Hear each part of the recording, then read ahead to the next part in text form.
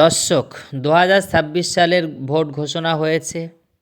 অনেক মানুষের ভোটার তালিকা থেকে নাম বাদ পড়ে আছে, আবার অনেকের নাম উঠে গিয়েছে। যেমন আমাদের প্রত্যেকের নাম ভোটার তালিকায় উঠে গিয়েছে, আমাদের কোনো সমস্যা নেই। অনেকের নামের ভুল রয়েছে, যার কারণে তাদের নাম একেবারে বাদ যায়নি, একটা স্ট্যাম্প পড়েছে।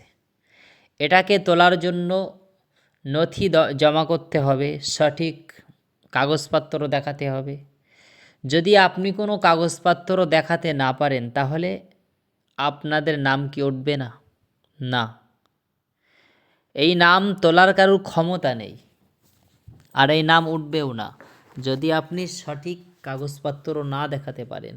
আপনি যে ভারতীয়, নির্বাচন কমিশন তারা বলছেন যে আপনি যে ভারতীয়, আপনি কোনো অনুপ্রবেশকারী নয়। তাহলে আপনি নথি দেখান।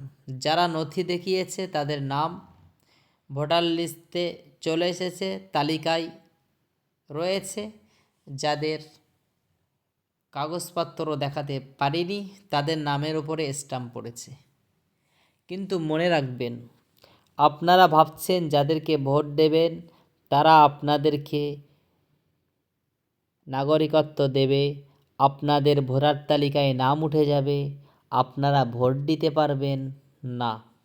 এই সমস্ত মানুষ যাদের নামের উপরে স্ট্যাম্প পড়েছে, এরা ভোট দিতে পারবে কি না এর কোনো গ্যারান্টি নেই। কিন্তু মনে রাখবেন, আপনি ভারতীয়, এতদিন ধরে আপনারা ভোট দিয়েছেন। ২০০২ সালে আপনার বাপদাদুর নাম রয়েছে, যার নাম রয়েছে তারও নামের উপরে স্ট্যাম্প পড়েছে। তাহলে এতদিন ভোট দিয়ে কি করেছেন? কোনো লাভ হয়েছে? আপনি যে ভোট দিয়েছেন এতদিন ধরে কী লাভ হয়েছে? কোনো লাভ হয়নি। তাই ২০২৬-এ ভোটটা এমনভাবে দিবেন একদম যেন মানুষের ভোটে যেন তারা আতঙ্ক হয়ে যায় যে আমরা যেটা করেছি অন্যায় করেছি, মানুষের উপরে জুলুম করেছি, তাই আমাদেরকে সঠিক শিক্ষা দিয়েছে, আমাদেরকে ভোটটা দেয়নি। তাই সবাই ঠিকঠাকভাবে ২০২৬-এ দল চয়নটা ঠিকঠাকভাবে করবে। কেননা যে সময় এজিদ ক্ষমতা দখল করার জন্য হোসাইনের সাথে লেগেছিল, এজিদের দলে হাজার হাজার আলেম ওলামা মুফতি মাওলানা ছিল এবং হোসাইনের দলেও ছিল।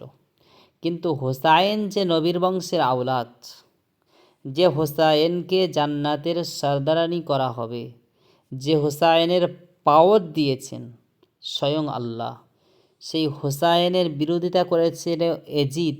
আর এজিদের পক্ষে অনেক আলেম ওলামা মুফতি মাওলানারা গিয়েছিল হোসাইনের বিরুদ্ধে, এজিদের পক্ষে। তারা জানতো এজিদ বদমায়েশ, তারপরেও তারা নিজেদের গদি বাঁচানোর জন্য, রোজগার করার জন্য তারা এজিদের পক্ষ নিয়েছিল। সেদিন নবী বংশের আওলাদকে তারা মানেনি, তাদের সঙ্গে তারা হাত মিলায়নি।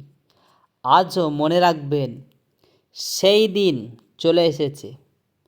আজও সেই নবী বংশের আওলাদদের কাছ থেকে মানুষেরা পিছিয়ে যাবে এবং সেই সমস্ত আলেম ওলামা মুফতি মাওলানা তারা কিন্তু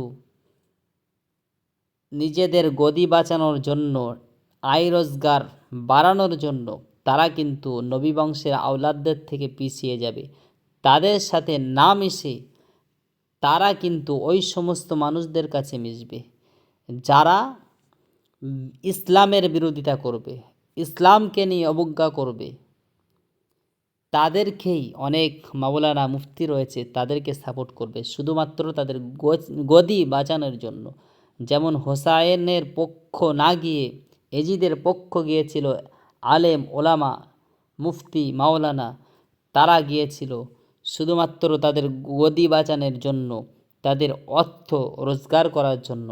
আজও এই সময়কার কিছু আলেম ওলামা মুফতি মাওলানা তাদের গদি বাঁচানোর জন্য, হাজার হাজার টাকা কামানোর জন্য তারা কিন্তু ওদের পক্ষে নেবে। যারা ইসলামকে নিয়ে কটূক্তি করবে, ইসলামের বিরোধিতা করবে, তাদের পক্ষ নেবে। এটা মাথায় রাখবেন।